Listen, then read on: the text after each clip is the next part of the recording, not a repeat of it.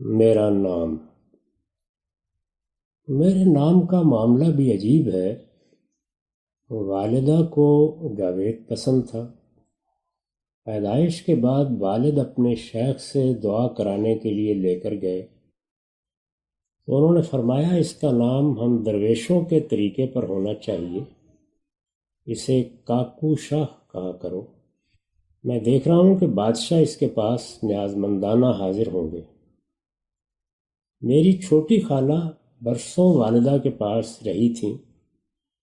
والد اور والدہ دونوں ان سے بہت محبت کرتے تھے۔ ان کے ایک بیٹے مجھ سے 3 سال بڑے تھے جن کا نام انہوں نے رفیق رکھا تھا۔ اس کی مناسبت سے انہیں اصرار تھا کہ میرا نام شفیق رکھا جائے۔ وہ اس کے سوا کوئی دوسرا نام قبول کرنے کے لیے تیار نہ تھیں۔ اس کے کچھ دنوں بعد بڑی خالہ دیکھنے کے لیے آئیں تو انہوں نے فرمایا، میں نے تو پہلے سے اس کا نام کاکا محمد رکھا ہوا ہے، اب کیا کیا جائے؟ میرے گھر والوں نے اس کا آسان حل یہ تلاش کیا کہ تمام نام قبول کر لیے۔ چنانچہ یہ بزرگ جب تک زندہ رہے مجھے اپنی پسند کے ناموں سے پکارتے رہے۔ مدرسے میں داخلے کا وقت آیا تو والد موجود نہ تھے۔ اس زمانے میں بعض اوقات وہ مہینوں کے لیے اپنے شیخ کی خانقاہ کوٹلی مغلاں چلے جاتے تھے۔ ان کے ایک عزیز دوست تھے جنہیں ہم چچا کہتے تھے۔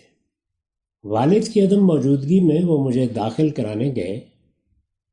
میرے لیے اسی اسکول کا انتخاب کیا گیا جس میں میرے خالہ زاد بھائی رفیق پڑھتے تھے۔ نام لکھاتے وقت چچا نے مجھ سے پوچھا تو میں نے سارے نام بتا دیے۔ وہ سخت پریشان ہوئے کہ اب فیصلہ کس طرح کیا جائے۔ انہوں نے رفیق کی طرف دیکھا تو اس نے کہا، ہمارے گھر میں تو اسے شفیق ہی کہتے ہیں۔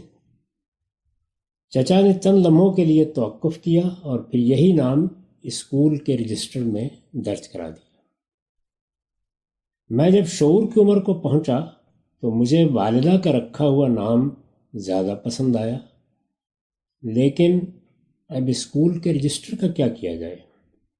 اپنے ایک استاد محمد صادق صاحب سے بات کی تو انہوں نے فرمایا، اس مرحلے پر نام تبدیل کرنا تو مشکل ہوگا، تمہیں شعر کہنے کا شوق ہے، میری تجویز یہ ہے کہ جاوید تخلص کر لو۔ میں تمہارا نام شفیق احمد جاوید لکھ دیتا ہوں۔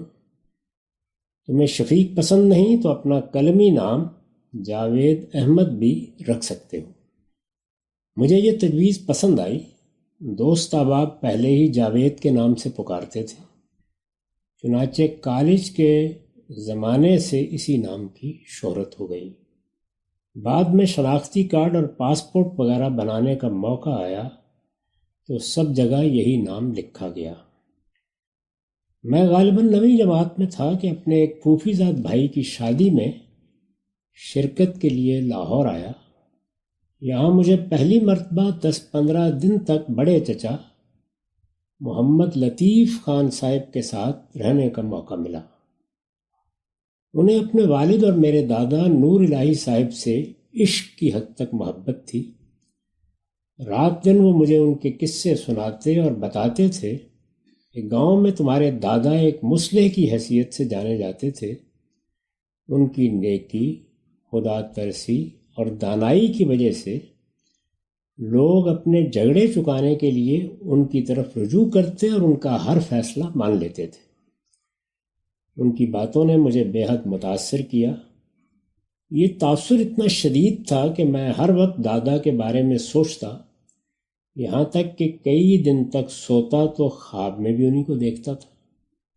اس موقع پر خاندان کے ایک دوسرے بزرگ اور بچوں کے لیے دینی کتابوں کے مصنف مقبول انور صاحب داؤدی سے ملاقات ہوئی۔ ان کی یہ نسبت ہمارے گاؤں داؤد کی وجہ سے تھی۔ میرے والد کا پورا نام بھی اگرچہ محمد طفیل جنیدی تھا، لیکن بعض اوقات کوئی چیز اچانک متوجہ کر لیتی ہے۔ داؤدی صاحب سے ملنے کے بعد پہلی مرتبہ مجھے خیال ہوا کہ میرے نام کے ساتھ بھی اس طرح کا کوئی اضافہ ہونا چاہیے۔ لڑکپن میں ایسی خواہشیں بعض اوقات آدمی کے ذہن پر سوار ہو جاتی ہیں۔ میں بھی دن رات یہی سوچتا۔ ایک دن والد صاحب سے اس موضوع پر بات ہوئی تو انہوں نے مقبول صاحب کی اتباع میں داؤدی کا اضافہ کر لینے کی تجویز دی۔ پھر فرمایا ہمارے شیخ سے بیعت کر لیتے تو جنیدی بھی ہو سکتے تھے۔ ادھر میری خواہش تھی کہ یہ نسبت دادا سے ہو۔